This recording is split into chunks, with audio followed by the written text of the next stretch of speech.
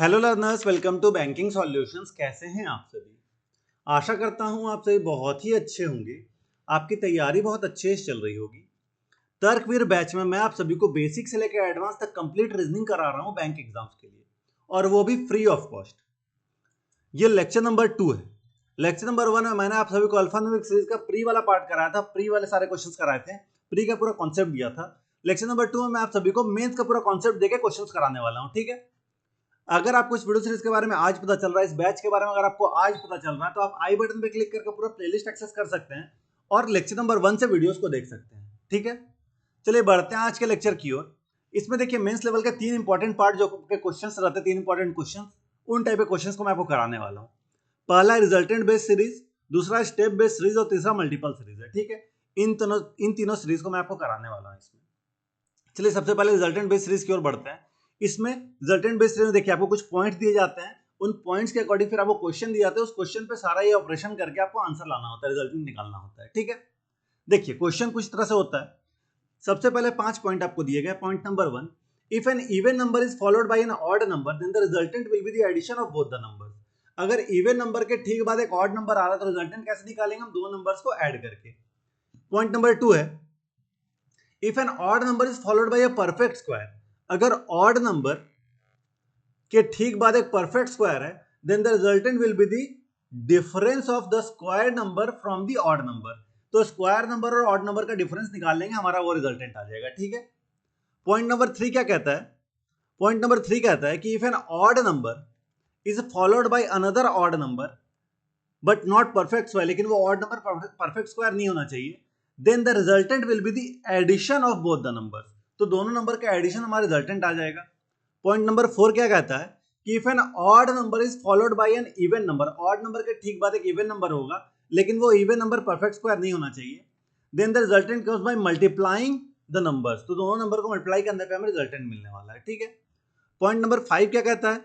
Point number 5 कहता है कि if an even number is followed by another even number, अगर एक इवन नंबर के ठीक बाद दूसरा इवन नंबर है, then the resultant will be the division of first number by the second number. तो फर्स्ट नंबर को सेकंड नंबर से डिवाइड करेंगे तो हमारा रिजल्टेंट आ जाएगा, ठीक है। ये सभी पॉइंट हो गए। अब चलिए क्वेश्चन करते हैं, क्वेश्चन में ये सारी चीजों को अप्लाई करके देखते हैं कैसे क्या होगा।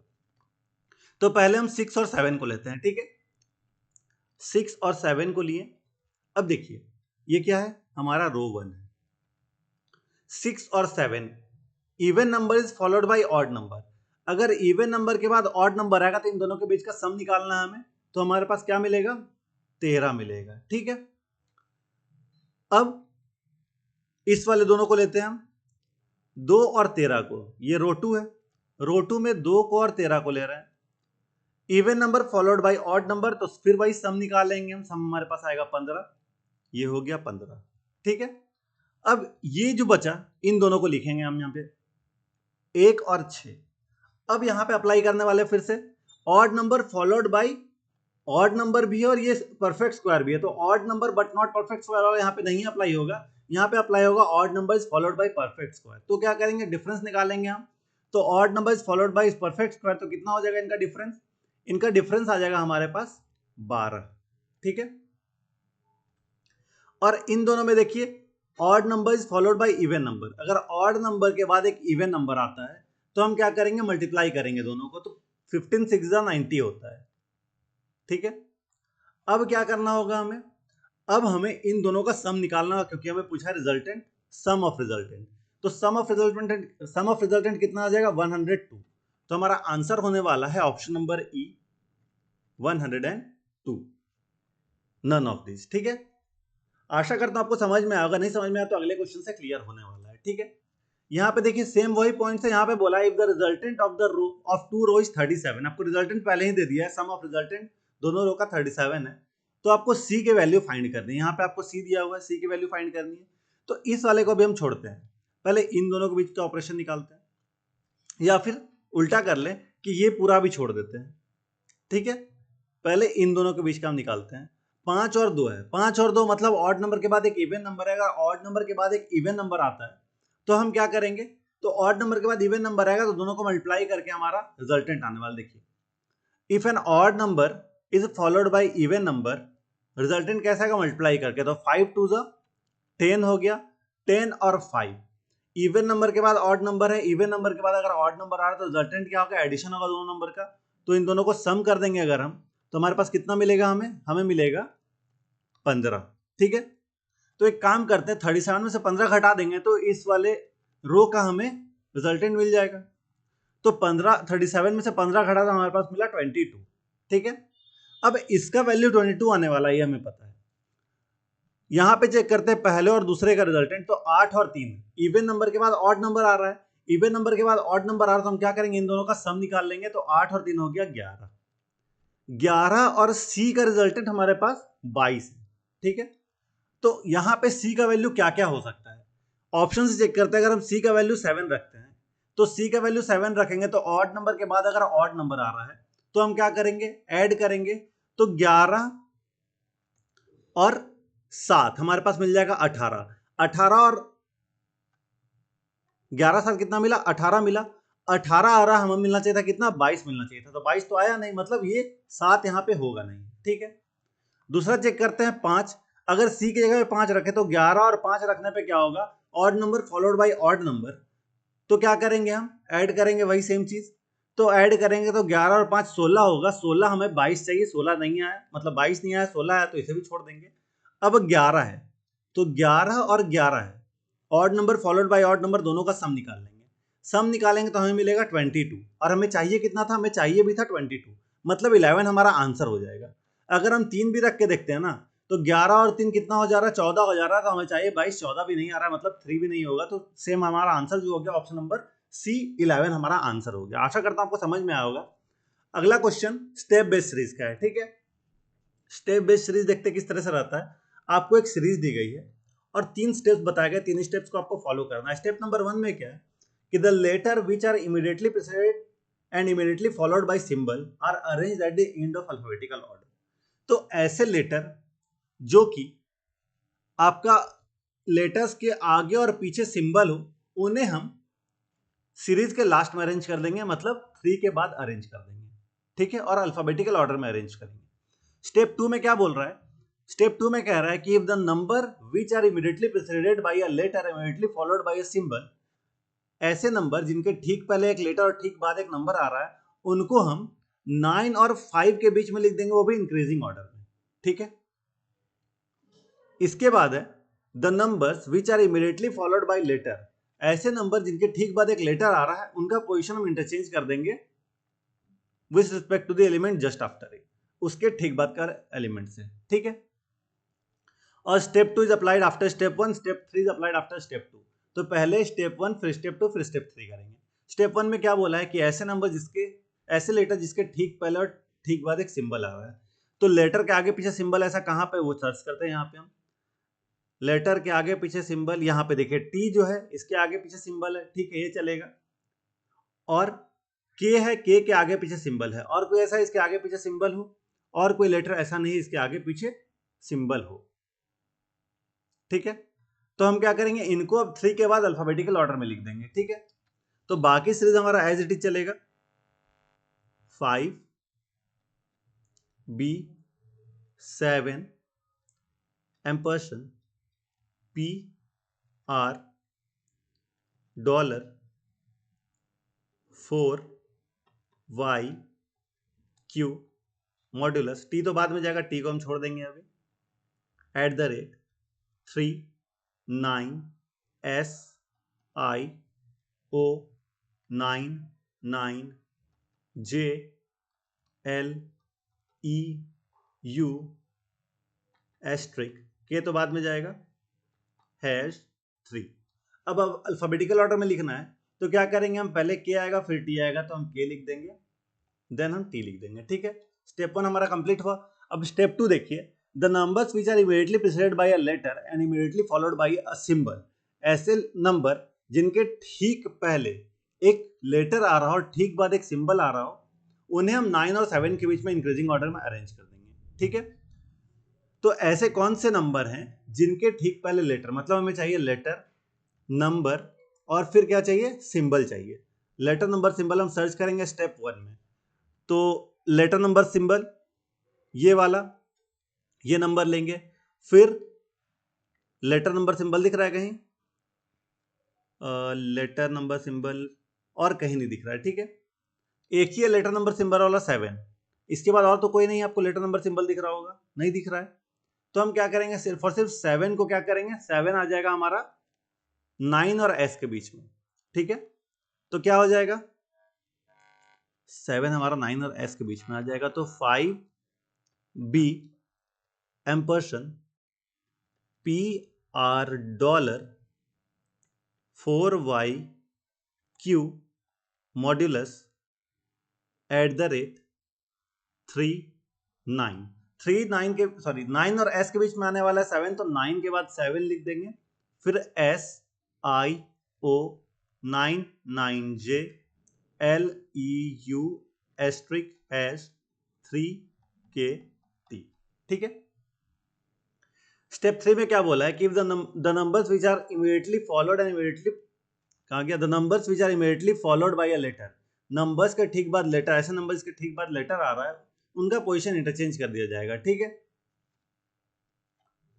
तो नंबर लेटर चाहिए हमें, नहीं नंबर और लेटर ही चाहिए, ठीक है। तो देखिए नंबर लेटर यहां पे है, इन दोनों का पोजीशन इंटरचेंज होगा, नंबर लेटर यहां पे है, इन दोनों का पोजीशन इंटरचेंज होगा, और कहाँ है नंबर लेटर, नंबर लेटर यहां पे, इन दोनों का पोजीशन इंटरचेंज होगा, number letter position interchange, number letter position interchange, ठीक है।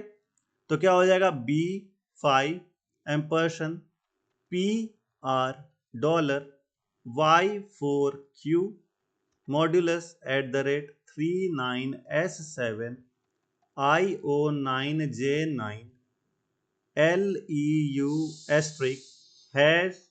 *K3T। तो तीनों स्टेप्स का सीरीज हमारा यहाँ बन चुका है। अब चलिए मैंने यहाँ पे अच्छे से लिख दिया, आप देख सकते हैं, आप क्वेश्चंस करते हैं इसके। How many letters are arrange in the end of this series in step 1। Step 1 में कितने लेटर्स अरेंज हुए हैं, तो स्टेप 1 में देखिए सिर्फ और सिर्फ एक लेटर T अरेंज हुआ है, ठीक है, बाकी तो सब एज इट इज है, तो 1 हो जाएगा इसका आंसर, ऑप्शन नंबर A, ठीक है। Next question, which of the following element is fourth to the right of 7th from left in step 3।